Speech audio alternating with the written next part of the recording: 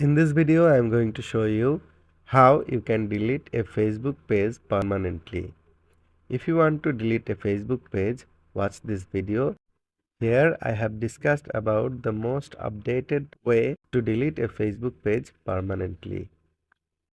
Open your Facebook app and go to the page which page you want to delete. Now this page I want to delete because I have a similar page like this. To delete a Facebook page, open the page, tap on menu and then go to settings and privacy. Then tap settings. From the settings menu, scroll down. You will find your information.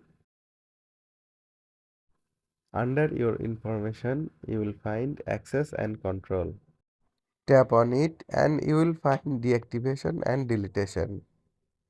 Here you will find two options, deactivate page and delete page. If you want to deactivate your page, you can reactivate it again. I have a video about this on my channel. If you want, you can check this. If you want to delete this page, select delete page.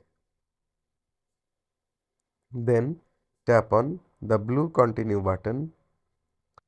Here, select a reason why you are deleting this page and then tap continue. Here you will find some more options.